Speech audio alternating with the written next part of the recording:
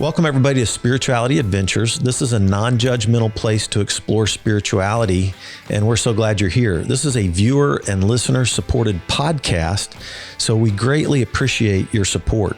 If you're watching on YouTube, be sure and subscribe to my YouTube channel. Be sure and like, share, and subscribe to any of the social media content platforms that you're using. And then if you go to our website, spiritualityadventures.com, you can make a one-time donation, or with a monthly subscription, you'll gain access to our bonus content. We greatly appreciate it. Thank you for tuning in. Welcome everybody to Spirituality Adventures. We're glad you're joining us today on this episode, and we're excited to introduce to you Jordan Taylor Thompson. Hey guys. Thanks for being on Spirituality Adventures, Jordan. Thanks for having me, man. Really appreciate it. Yeah. It's kind of fun. I did an interview with Jordan's brother, Jake Wells, which is Jake Wells Thompson. I'm all just learning this. So like when I was interviewing your brother Jake, I didn't know who Jay Taylor was, which is the name that you do your music under. And all of his co-writes were like Jay Taylor, you know, and I'm like going, who's this Jay Taylor guy? And so then it was just fun to be able to hang with you a little bit and meet you at the coffee shop. And, so yeah, thanks for coming on board. So everybody who may have heard the Jake Wells interview that I did, this is Jake's older brother, Jordan. Yep. And so let's jump in a little bit. Tell us about your where you grew up, your family background, okay. And kind of I want to hear it from the oldest. By the way, you have 4 other siblings, right? Yeah, that's right. So I'm the oldest. I have a sister right under me. Then's Jake, another brother Joshua, and then youngest sister Brooke. Right. So there's 5 of us. Yeah, I mean, I guess Jake probably went into it a little bit in your guys' conversation, but yeah, you want to just start with growing up? I'm the oldest brother in my family, so you know you got to hear it from the oldest, right? Oh, okay, yeah, to get the one true perspective. You know? Exactly. There's it's like there are no domains or contexts that are ultimate until you get to an oldest sibling, and then it's like this is the ultimate. My sister would tell a story. I said, wait a minute, that's not how it went down. Oh man, yeah, I remember. That reminds me of a story that I'm going to go into real quick because I had this realization. So I remember I had a mushroom trip maybe like a year and a half ago where I was looking at what is evil, you know what I mean? Mm-hmm. I'm like, so, and I'm looking at myself, you know, I'm like, okay, what is evil? And I had this memory show up of laying in bed, and I had the top bunk, Jake and Josh had the bottom bunk. And we had this fan that had like 2 missing blades on the ceiling, okay. Right? And we weren't allowed to turn it on for this reason, because it's like off balance and it's gonna, you know, it's gonna whatever. So we weren't allowed to turn the fan on. But I decided that tonight's the night I'm gonna turn the fan on. So I just turned the fan on. Dad comes in because he hears it. Who turned the fan on? You know, nobody answers. You know, he asks, he's like, Jordan, did you turn the fan on? I'm like, nope. Jake, did you turn the fan on? Jake's like, no. Josh, did you turn the fan on? No. Starts again with me. Jordan, did you turn the fan on? No. So I keep this up for long enough that Jake, who's, probably 4, 3 or 4 at the time. Josh is probably, 2 or something like that. And how much older are you? I'm 2.5 years, 3 years older than Jake. Okay. So, I got him by a couple of years. That's it. But I remember basically lying to my dad enough times that Jake started to question his own story. And so eventually Jake ends up taking the blame for, turning this fan on. And I remembered realizing like, oh, I stuck with it long enough that somebody else, just kind of laid down and took it. Right. But more than that, fundamentally, I twisted reality for a group of people. And so as I was sitting in I'm like a 29-year-old dude sitting in this mushroom trip looking for evil. And I realized like, oh, when I twisted the truth for these people, this is becomes the new reality. It becomes their new reality. And that's the core. To me, that was the core of evil. I was like, oh, that's pretty much as bad as it gets, is when you change what you know to be so for other people. And in that way, I think it's the story of the oldest that, becomes true. Basically, to circle back around to what you're saying. Going back to the, yeah. You know what I mean? Like in that moment, I was like, I created something. I created the truth in that moment. Yeah, as the I hear oldest. you. When you said going back to the oldest, I even was thinking back to the garden. Oh, no. We don't have to go to the garden. Yeah, we can go to the garden later. Where did all this twisting start? No. What I'm saying is like, we're talking about the oldest, the story from the oldest is the story. So the oldest brothers are the direct descendant of the serpent in the garden. No, basically. No, I think, basically it's someone has to, if we're all animating all of these different like archetypes or something, the oldest sibling, there's something, usually there's something going on. Mm-hmm. I hear you. And part of it might be, just the fact that you have your parents to yourself for a couple of years, and it's like, and I had them for 5. Yeah. You're the center of the world. Right. And then all of a sudden my sister came along, and they put a big curl on her head. Mm-hmm. And I actually crawled up into her crib, or I was old enough not to crawl up into it. I got into her crib and cut it off. Yeah. A pair of scissors. Oh, that's too good. That's too good. Yeah. There's like good shadow shit that can happen. I've been having to think about that for a while now. Yeah. You're like, wow. So, yeah. Crazy.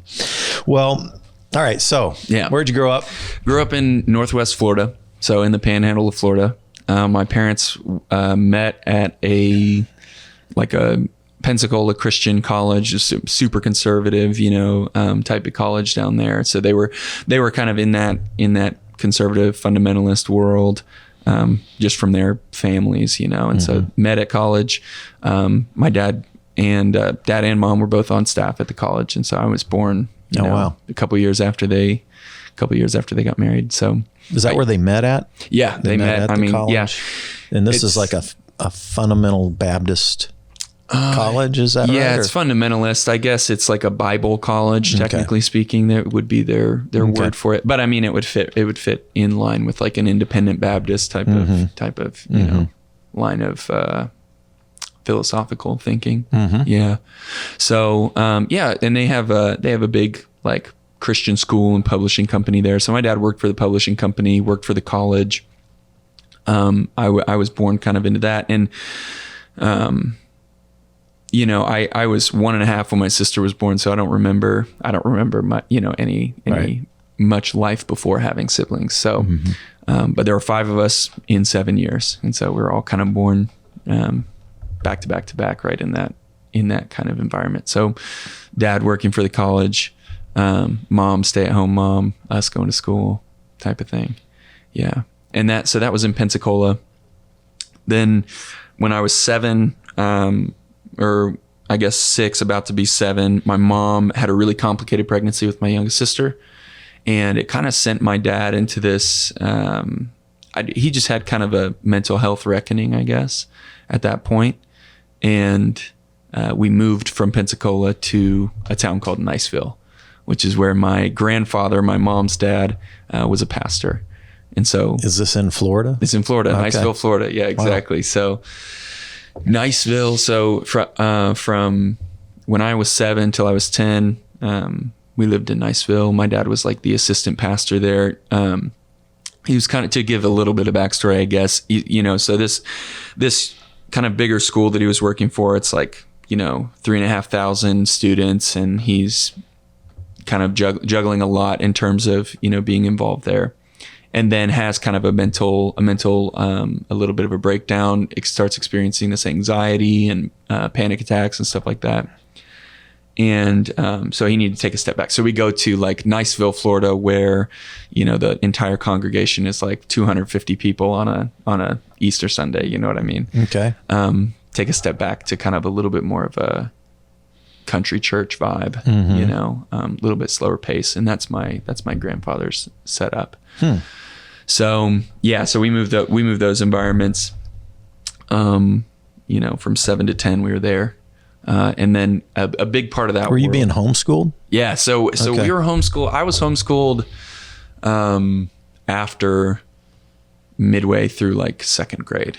Okay. Yeah. So I was homeschooled almost the whole run. I got, I learned to read and count and write and stuff in school, and then ended up at home, which worked really well for me. Okay. Which was really good for me. Yeah. But yeah, so moved there. We all start homeschooling slowly as everybody enters school age.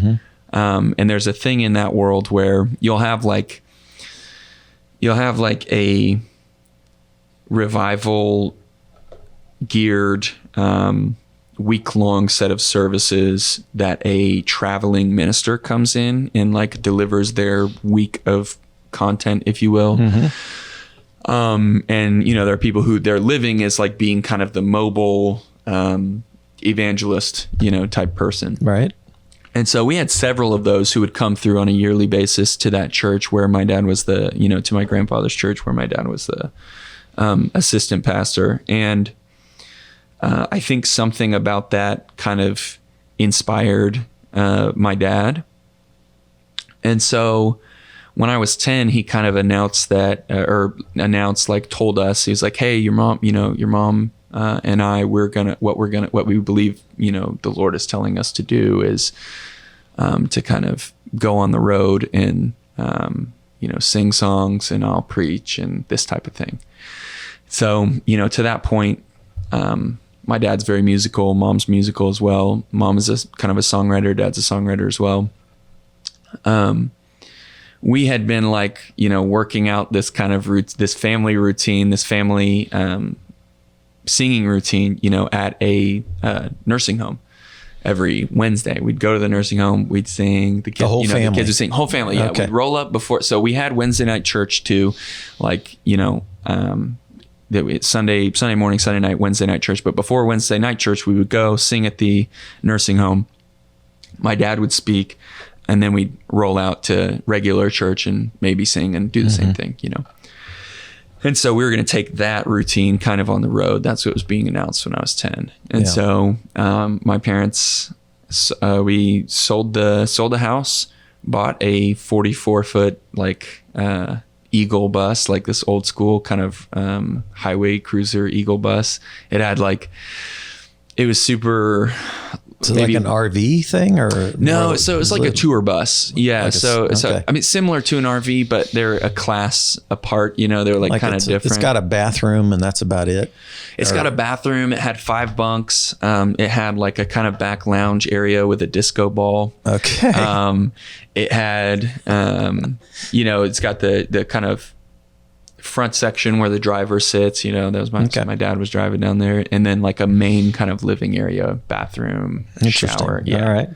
Yeah. So it's this huge, 44-foot bus. So 7 of you hit the road. Yeah, we hit the road, seven people in this bus. And so we would travel around from church to church, just contacts that my dad would have, or word of mouth, whatever. Yeah. And we'd do this routine, we'd get up there, sing. Some of it would be songs my parents wrote. Some of it would be songs that were just common Southern gospel songs, or just songs that we liked or knew, And so we did that in churches all over the country for 6 years. 6 years. How many states do you think you hit in 6 years? I'm just curious. That's a great question, and I could probably ask my dad, and he could probably figure it out. But it's at least half. It's at least half of them. Half of them having gigs. In this, not counting traveling through. Right. You know what I mean? But we never went to Hawaii. We were really hoping we get to go to Hawaii. We never went to Hawaii. Never went to Alaska. So we stayed continental U.S. But we also didn't do, the Montana, Dakotas. Okay. I don't think Washington or Oregon ever. So, that area, but the whole East Coast, all the Midwest, and then a lot of the Southwest too. Okay. So, and all the South as well. Yeah. The South was just where we were almost all the time. Okay. Yeah. Interesting. Yeah. So spent 6 years doing that. So was your dad the only one that did any speaking? Yeah, my dad was the only one speaking, and that was pretty common for that world. Right. You know what I mean? Like, I guess I didn't go into it too much, but it's like, I don't know of any, besides maybe like German Mennonite or Amish people, I don't really know anyone at the level of, conservatism that we were in.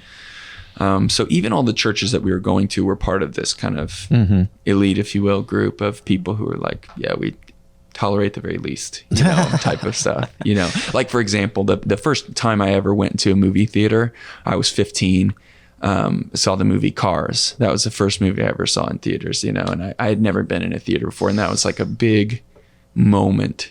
This was like a Pixar movie, right? Pixar movie, Cars. Yeah, exactly. Okay. Like a kid's movie, and excuse me. That's the first time.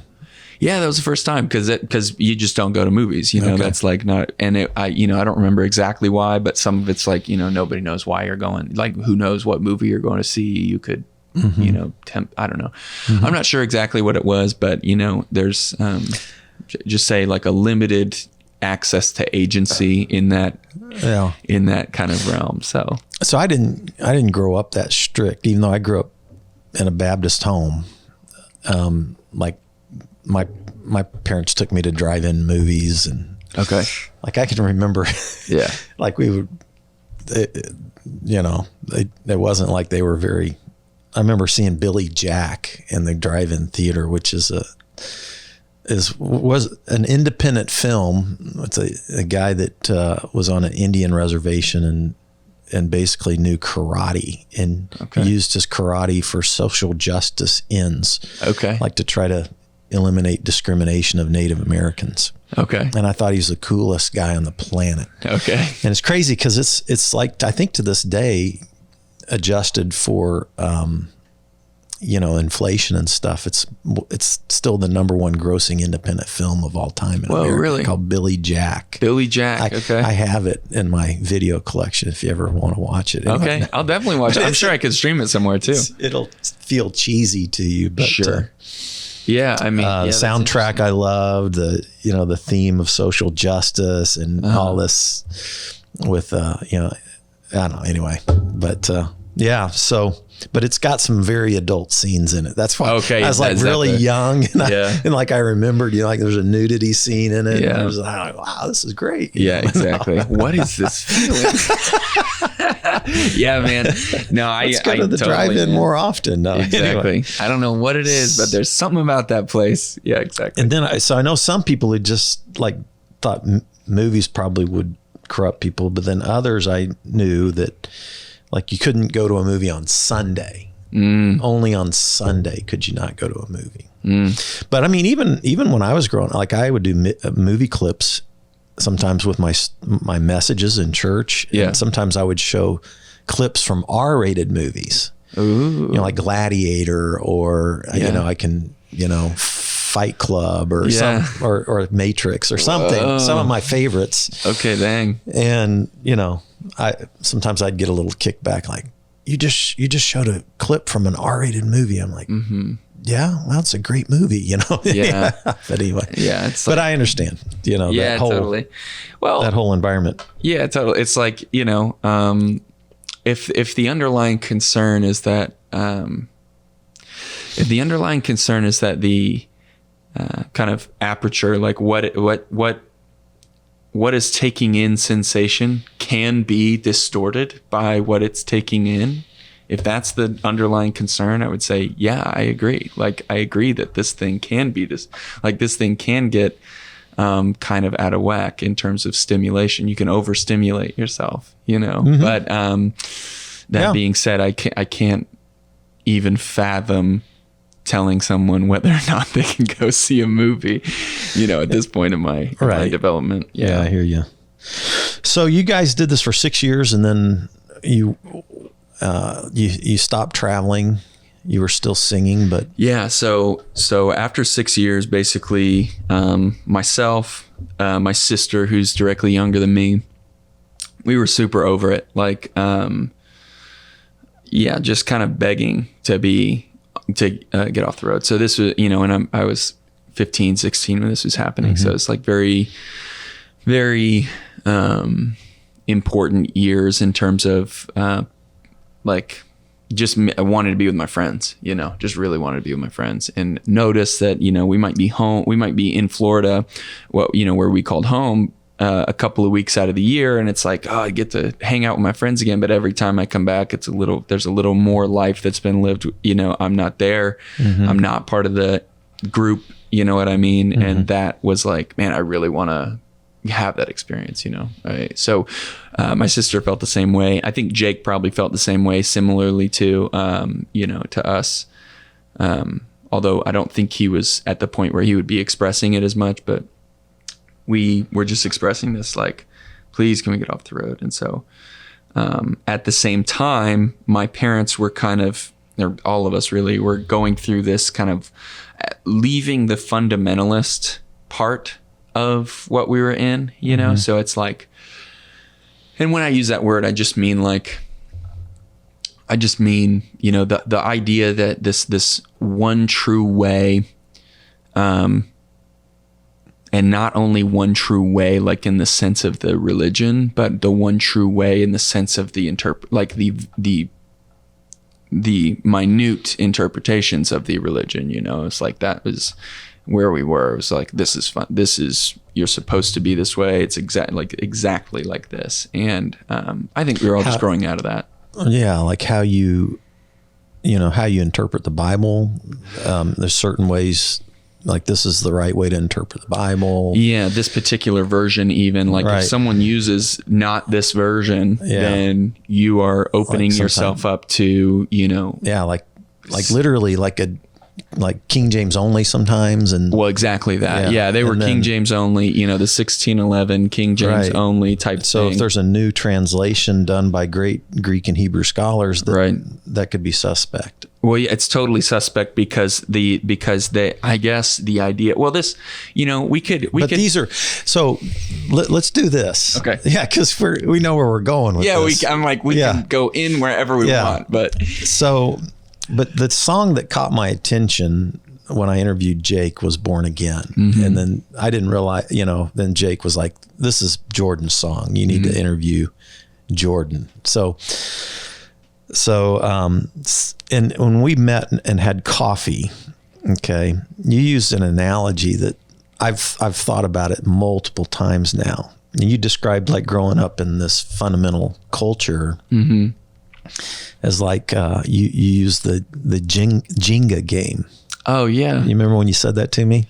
Yeah, and you said it's kind of like if you move anything just a little bit, the whole thing can come falling down. Yeah, totally. It's like you can't play with it very long before that inevitable it just crash topples. Happens. Yeah, and so let's talk a little like what are some of those things in the fundamental culture from your experience that you, if you played with it, it just topples. I mean, let's just say that one would be just one among many, right? The King James only. Totally. The King James only, like at an intellectual level, I had questions about even as a teenager, because I was thinking about, I was in foreign language classes and I was thinking about how,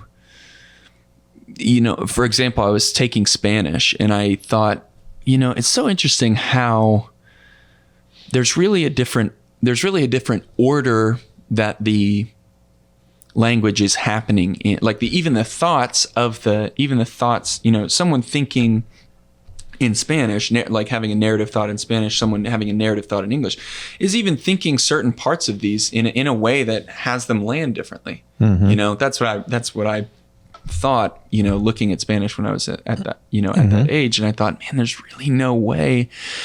It's like, really, if you really believe that there's only one possible, like God-breathed, inspired version, quote unquote, of the, of this collection of works over many hundreds of years of writing. Yeah. If you really believe that, over 1,000 years. Yeah.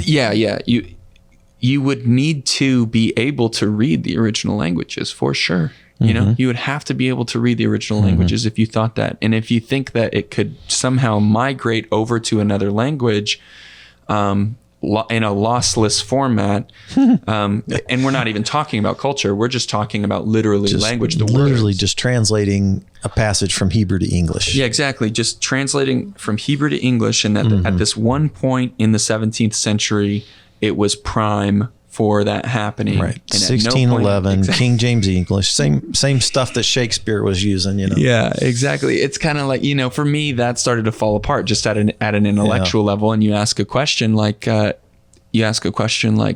do you know? And it's like, well, if we don't know this, what do we know? And it's like, that's a logical fallacy, it doesn't stand up. And I think wired to kind of be a truth seeker. I like put a lot of value on the domain of truth. And so, stuff like that just isn't good enough, for me personally.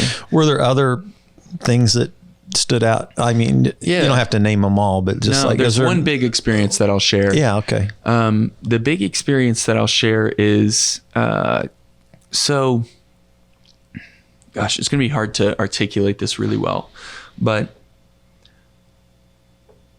so in that culture,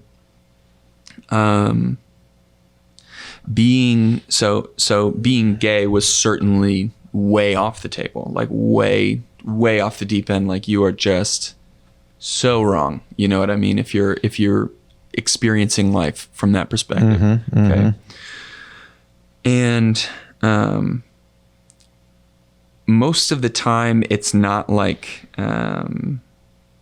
talked about all the time. You know what I mean? It's not like a constant, like every Sunday you go in and it's this like homophobic rants or something like that. Yeah. But every now and again you do get that. And so I was sitting in this like tent revival atmosphere. It wasn't a tent, but it was, this tent revival preacher type guy. Very like his way of marketing himself was like the world's most controversial evangelist or something like this, right? So this guy is just hellfire and brimstone, like say the craziest things, would literally just scare the shit out of you if you're a kid. You're sitting there as like a 5-year-old and he's like screaming and spitting and like losing his mind, just like going on about you're slipping into the fire. How exactly you're like, oh my God, I said that prayer like 3 times, but I didn't understand it the way I understand it now, man. Did I get it right? And so I'm sitting there and this guy is literally suggesting that, if culture was as it should be, then like gay people would be publicly executed type stuff. Literally, he's saying this, and the whole room is like, going for it, freaking out, going for it, so to give like it's hard to articulate that in a way that is even comprehensible as to the emotional experience of that. Wow. And so what happened for me in that experience is I woke up like having my emotional state follow the room, total agreement, total like self-righteousness, and the experience of like, we know the right way. Yeah, I was having that experience with the room, like as I think a lot of people in the room were having, and my wake up moment came in the middle of that, where I was just like, this is like, whoa, this is ridiculous. You know what I mean? I watched myself have that like the record scratches. Or the something. record scratched, and it would. But the thing is that like, it's hard to. Yeah, it's hard to explain how. Well, like when the record scratches and you've listened to 1,000 records, and you've spent a lot of times not listening to records, and you know that the record is scratching. At that point in my life, though, I only know the record.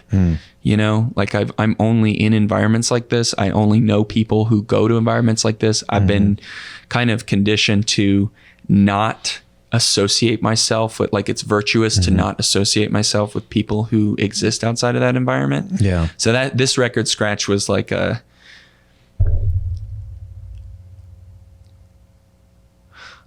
more of like I don't really know. I don't know what's going on, but something's off here, you know, for me, something's off here.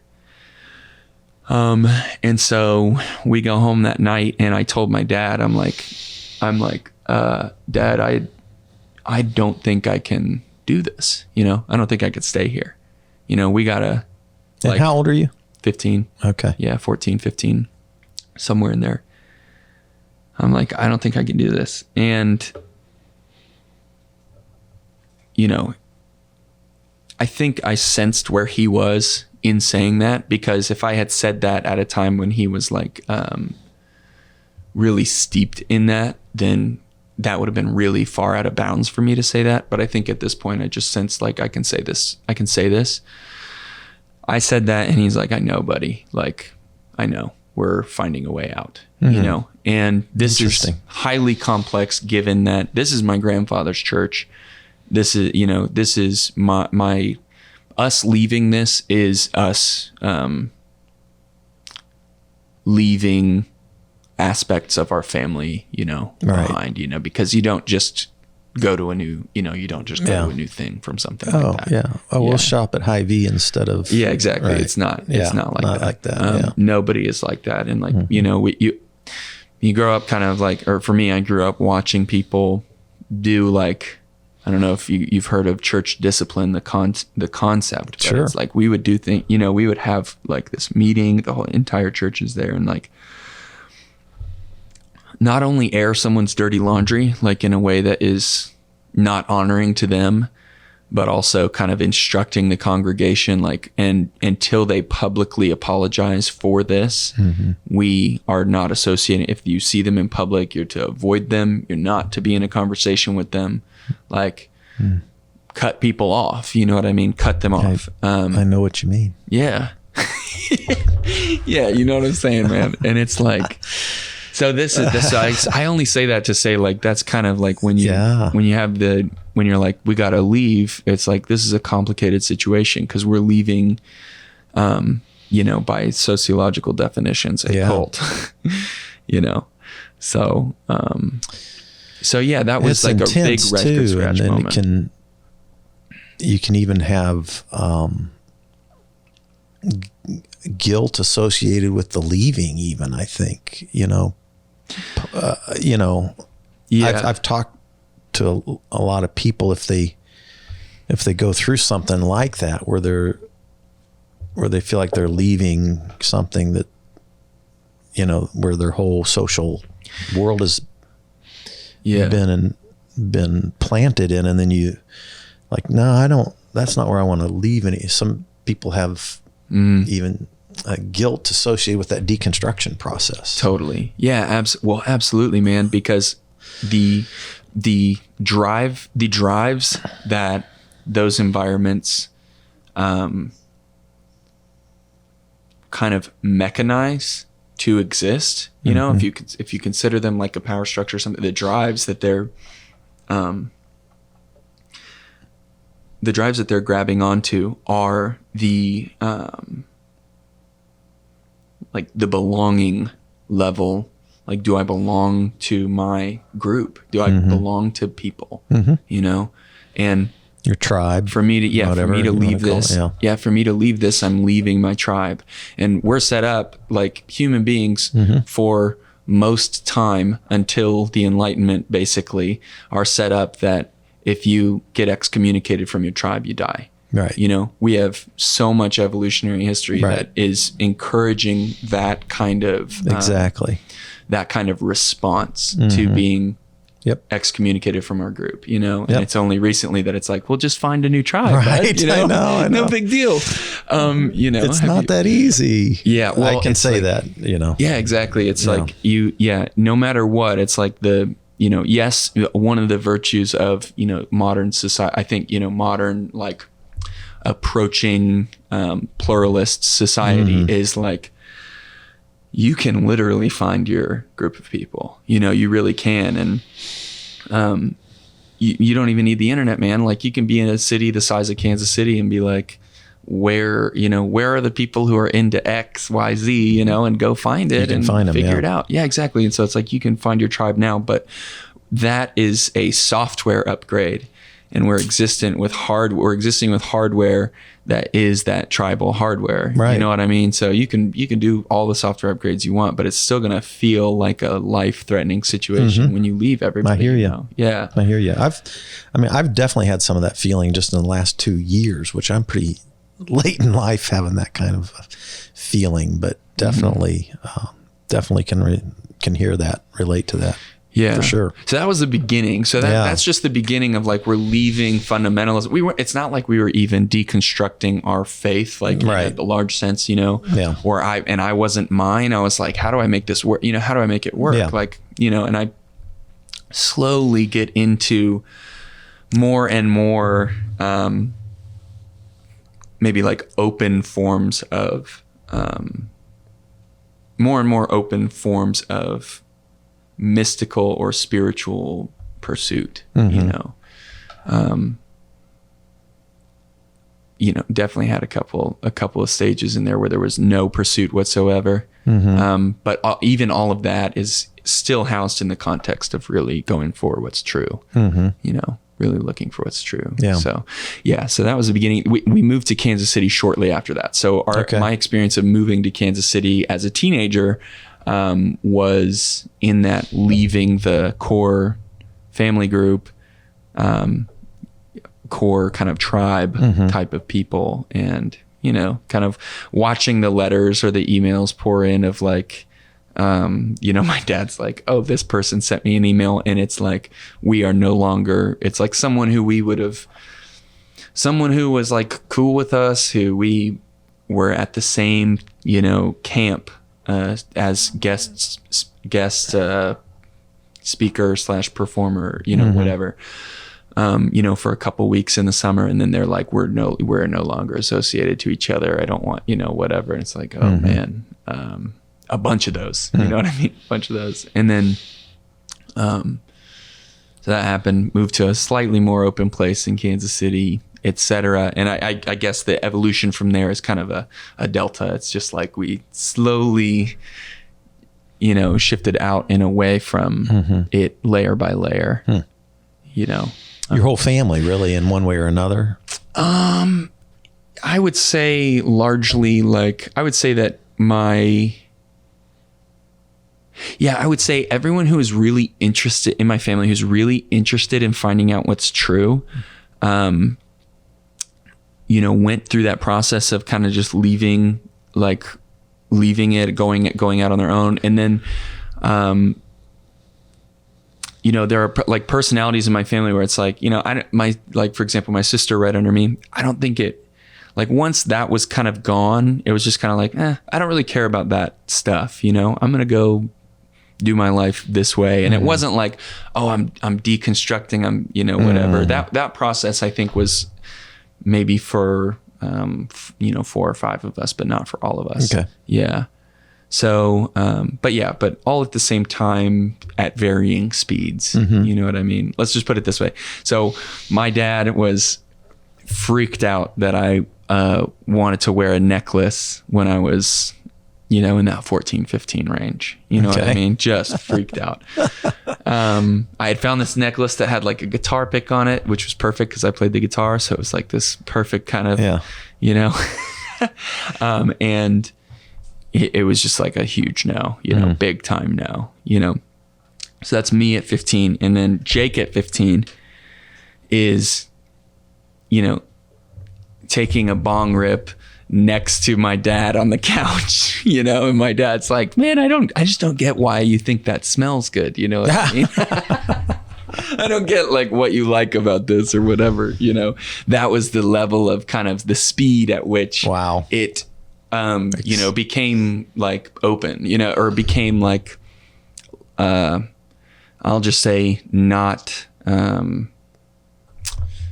rigid, you know what I mean? And I'm not saying that it's virtuous at that level or not. I'm just saying the idea, to give an idea of scale of how quickly that can happen, and if you don't have a gradient in your worldview, then you have to explore every single thing that was on the other side, like that was on the dark side of that gradient once the worldview breaks.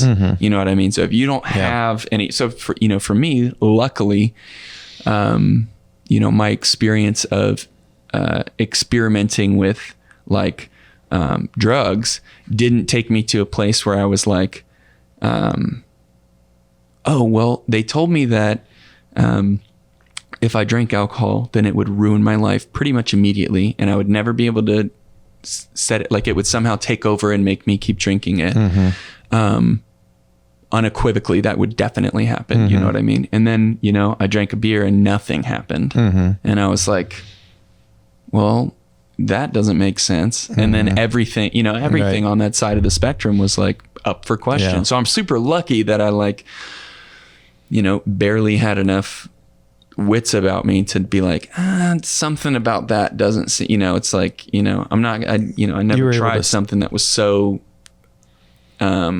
alluring or, you know, shall I say like relieving that I got stuck, you know, in it. But it's like, man, so many people from my world end there. You know what I mean? Because it's like, there was a movie that came out, I can't remember the title of it, but it was either like the Amish, the real conservative Amish. The Rumspringa type stuff. Where as soon as they get out, they give them a year. Rumspringa. To go crazy. Yeah, that's right. And then decide themselves whether they want to go back into that community or not. Yeah, which is kind of like a really, I've thought about that. Some of those kids go crazy, man. I mean, man, it's like, do you have, could this thing, like, it's picking between hedonism and an ultra structure, and right? like, or like a almost a, what would you call it, like a monastic. It's like monasticism or hedonism total, you know. It's like nothing in between. This will totally, as we were saying before, there are things that will really change this aperture for sensation. You know, you can get that in the hedon, you can really blow that out in the hedonism side. You know, and also the some amount of pleasure is good for you, believe it or not. You know what I mean? It's like, I agree. Yeah. Well, it's interesting. Even from a Christian theology side, there are some people that go back to C.S. Lewis and other people who talk about, you know, like there's a passage in Psalms that says, God says, in my right hand are pleasures evermore.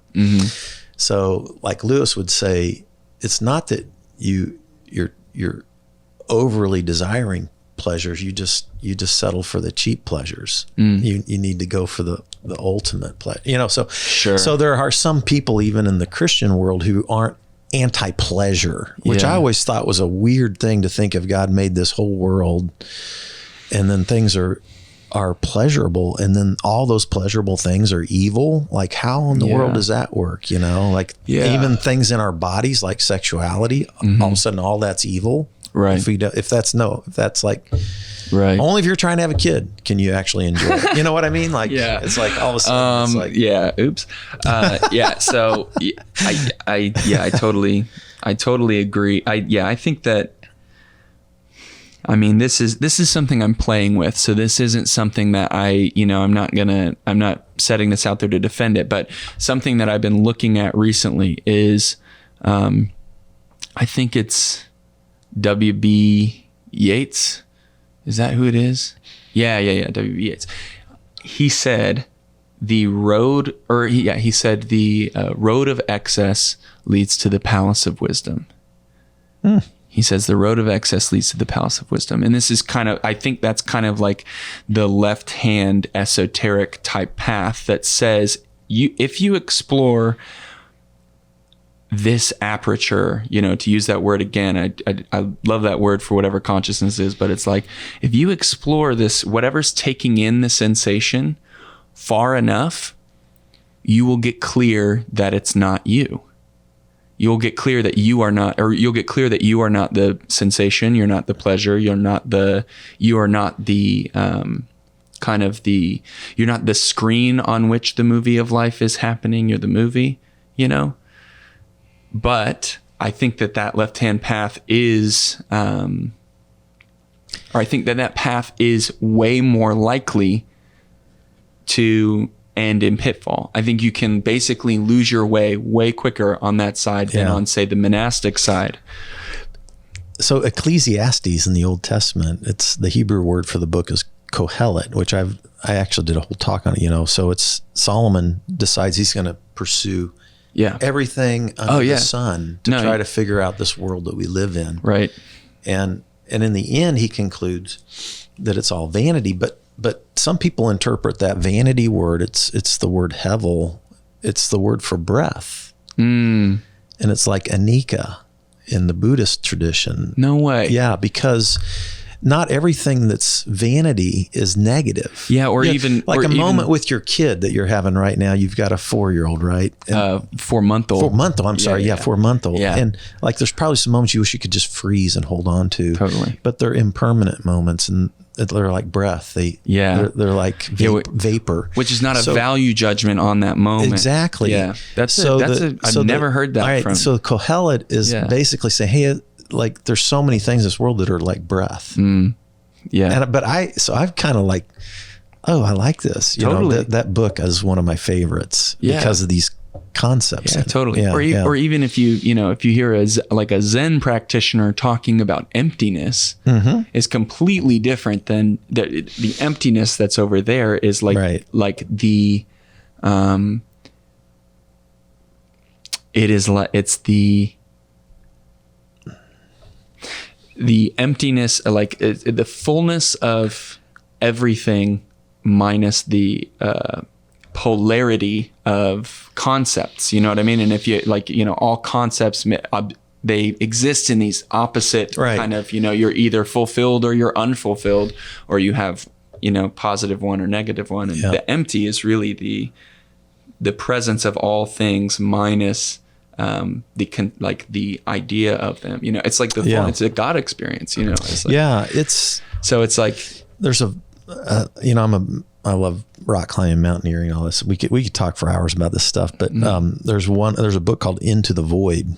It's about a rock climbing thing, and it deals with this theme of emptiness from a South American attempt to where a guy almost dies basically. But it's considered one of the classic outdoor type books that's ever been written. But it really actually Into the Void is Into the Void. Yeah. Okay. Anyway.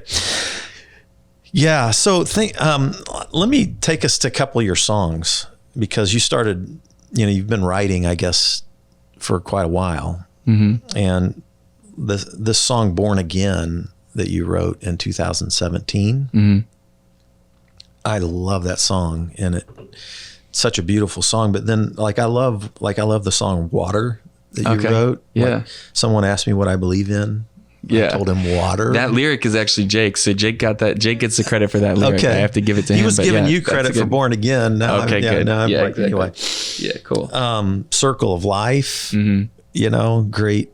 The death and resurrection theme that's woven into the universe kind of thing is kind of what I think about. Yeah, totally. Some of I loved Indigo Sea. Thanks. I was wondering, was that a mushroom trip? And no, I don't know. No, it's like you're melting into another. The melting person or existence or. Yeah, so that one's like that was interesting to me. It's very mushroomy, but I don't think they were involved with the, at least directly, But yeah, that one is like, so that one follows that one follows life through these various. So when the sky opens up, I'm falling, that's kind of like the vapor that's in the clouds, and I'm speaking from that perspective. And then, in an indigo sea, I'm floating, you know what I mean? So that's like the becoming whatever's underneath, and so on and so forth until it kind of goes through this embodiment into being like, I'm a soul that's out here, and I'm kind of romancing life a little bit, like I'm experiencing individuality and whatever, and then it goes back in, and then it kind of goes back into that, like I'm melting back into things. So it's just kind of like the emergence of something and then its convergence back, you know, is kind of what that song feels like for me. Yeah. Yeah. When you did Born Again, you know, those opening, you know, they you know, they pray to your holy name. They worship your holy name. Yeah. And the style, I love the harmonies you guys do on that. The guitar works great. Thanks. But it's kind. Was it kind of like intentionally going back to a style that would reflect your previous life? Yeah, like that's just how it came out. You know what I mean? Because it's from there. You know? So it's like, I remember I was like, I wrote that at a period where I had very little confidence in myself in terms of music. And so I wasn't like in a rush to put it out or anything like that. You know, I was just like, this just came out, and I didn't know how to like, I don't know. I just didn't feel very confident. And I remember my family, we all got together and got this like beach house in South Carolina, and we went out there and spent a couple days on the beach together. And me and my siblings and my wife were out laying on the dock, like looking up at the stars, and my mom had brought her guitar, and so I just grabbed her guitar and I started playing it. And I sang it, and my brother Josh, who's like probably you know, easily the most thoughtful of all of us in terms of like, he's just the most he's just very down to earth, very thoughtful, very thoughtful guy. He was like, dude, that one's just ready. You know, that one's ready. You don't need to do anything to that. You just need to do that. And like, it just came to you, like you pick a guitar up and it. No, not like that. But like, I just played it out there, and that was the first time somebody had said like, "Oh yeah, you'd worked on let the world have that." Yeah, I'd written it, but you know, it's a real simple song. I had done with it what I wanted to do, and he was the one who was like, "Hey, you should let that out." Yeah, exactly. So, but yeah, that one came out as just straight from that place of like, it's in the style of that world, you know. It's in I would even suggest that it might even be palatable to that world, you know. I mean, I could see somebody. Yeah, it's an interesting. Yeah, beautiful though. So I'm curious, like you know, in your own, like so you would still consider yourself a seeker of truth. Oh, definitely. Yeah. And that hunger is a part of your makeup. Definitely. Yeah. And I've tried to I've tried to at least be a little bit aware of like how much of this is a little kid who received a lot of hellfire and brimstone and is like, if I don't figure this shit out, then I'm doomed. You know, there's a psychological aspect of it that's over there. Okay. You know, but I think the older I get, the more I'm able to kind of notice that.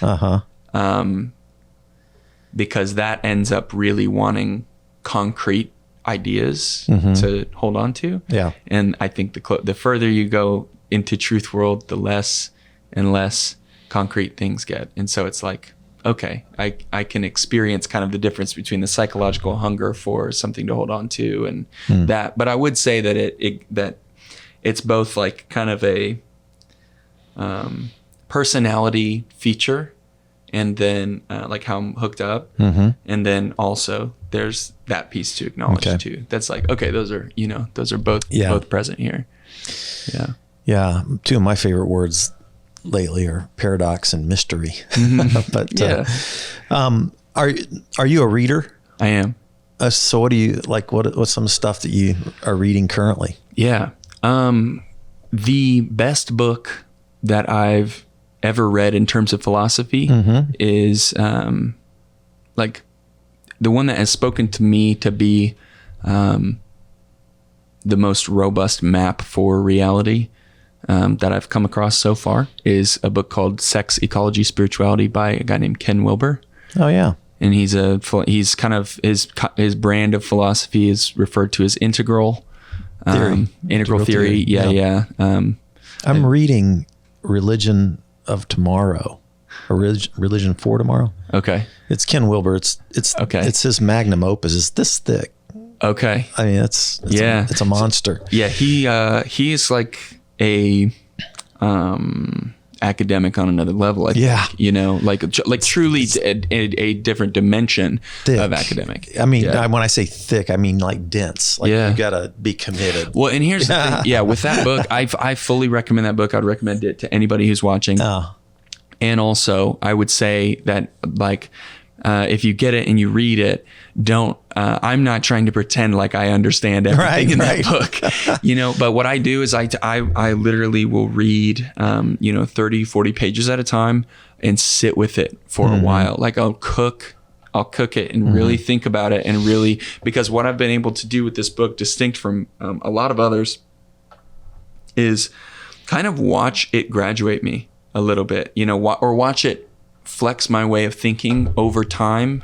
And I've been with that book for probably a year now. Okay. You know, and I'm close to the end now, but it's like but it's truly transformed the way that I think, because I'm taking it slow and just not giving myself shit for what I don't understand, basically. Yeah, he's a fascinating guy. He comes, his own tradition is Buddhism, but he tries to kind of like you have childhood development, and then you have like some of your psychologists have adult development, self-actualization, these different levels. But Ken kind of takes it into the religion world, and I'm not using religion in a bad way there, but no, totally talks about and tries to sort of integrate all these great traditions, and then look at and evolution as well, and he kind of meshes these together, and then looks at kind of like a spiritual development process that he talks about a lot. And I like the fact that he talks about the big chapters on the shadow work, the shadow self, and all that stuff. Wilbur's stuff on shadow work is incredible. And honestly, I just kind of had the lights turn on for some of that stuff recently, where I was like, like really understanding what it might be like to disown a part of the self and then project it out, somewhere where it makes sense to project it out, but really like get a feel for that and be like, like seeing ways that that's occurring, or seeing how in a lot of ways that is, that's a very common way for us as, people to operate with each other, is to kind of be living largely in a world of projection, if we haven't done that kind of work to say what is my shadow. Well, good stuff. The song The Dreamer on you have an EP that you put out in 2019 called Boy, and The Dreamer seems to be like you're the dreamer, I'm assuming. Totally. And this part of you, it sounds like it kind of captures this sense of how, this journey that you're on. Yeah, that's, and like how somebody's maybe relating to you as that person, the dreamer. Like, are they going to accept you? Are they going to receive you? Are they going to? Anyway. That whole EP, Indigo Sea was just kind of like a cool song that was relevant to me at that point. But most of that EP was I was dealing with a lot of stuff around childhood wounds or trauma, or just pain in general, kind of like the pain of whatever my particular setup was. And so all those songs, Dreamer included, is like it's like a really young version of myself, like a kind of a young, hurt version of myself that I cooked into that song. Yeah. Loosen your hold. Can you make it stronger by loosening your hold? Yeah. That one I wrote, that one's kind of like, that one's for Natalie, for sure. That was for my wife. And it was, I wrote that while I was falling in love with her. And so the verses and stuff like that are like kind of this poetry about just watching how beautiful she is. And kind of the tone of the song is a little bit dark, a little bit like, a little bit, I don't know how to say it, but maybe just like darkly romantic is kind of my take on it. You know, it's a little bit like yearning. Is it great? Like kind of a muted yearning maybe. And so, that song is just kind of from that place. It's interesting. Yeah. I mean, like anytime we try to grasp something, it's too hard, you know? Yeah. It's basically like, do I have any control over this process that's happening of like me, loving this person, loving my wife, and can I make it go a certain way? Can I, get out of this, exactly what I want to get out of it, whatever. Yeah. And if you hold on too hard, you can kill it. Yeah, totally. It's like, chill out, man. Like Steinbeck's novel of Mice and Men. That was kind of a theme of that. Yeah, it's like totally. If you hold it too hard, you can kill it, Yeah. Anyway, well, cool. Well, man, we could talk. This is so fun. I love it. So my thing is I can always geek out on philosophy and books, and I've been this way for my whole journey, really.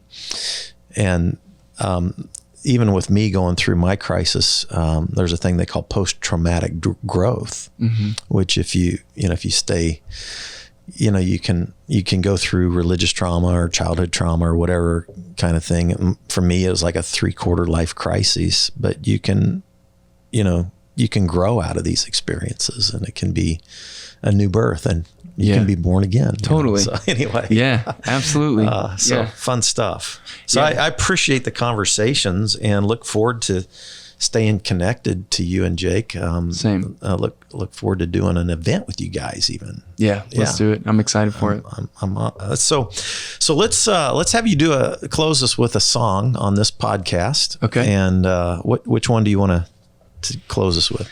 Let's see here. I've been writing these really short songs lately, just like these really short one pieces. I think I'll do a song that's called Little Bird, and it's written for my son. Okay. Yeah. So just tell people where they can find your stuff though. Yeah. So website or totally. So I'm on Spotify. If you just search J.Taylor, I'm on there. I try to release new music, every few months. Now I'm in a good groove of releasing every few months, which is nice. So yeah, you can find me on Spotify, Apple Music, that stuff under J.Taylor. And then, I'm on socials at least a little bit, I'm your Instagram there. Is Jordan_Taylor_Thompson. Yeah. You can find me on there. Yeah. Yeah. So yeah, I'm on there. I'll post like the little songs, the little things that I'm writing, so and so. I'll do that on there. But excellent. Yeah. So this one's called Little Bird. Little Bird. Yeah, exactly. All right. Little bird, keep flying down.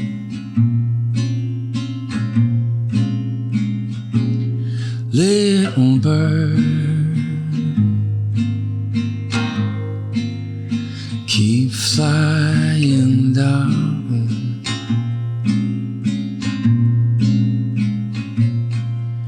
And I don't know what it is you are, I don't, but I hope you keep singing.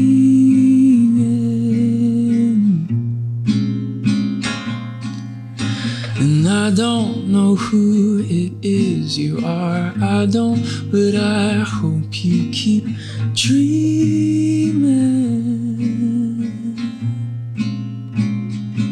All the lights, they carry us home. There's nothing to run from. All the lights, they carry us home.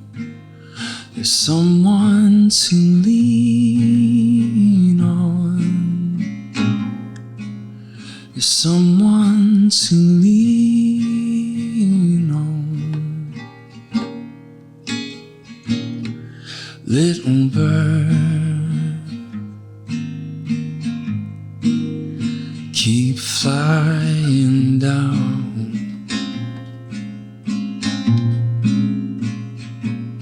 Little bird, keep flying down.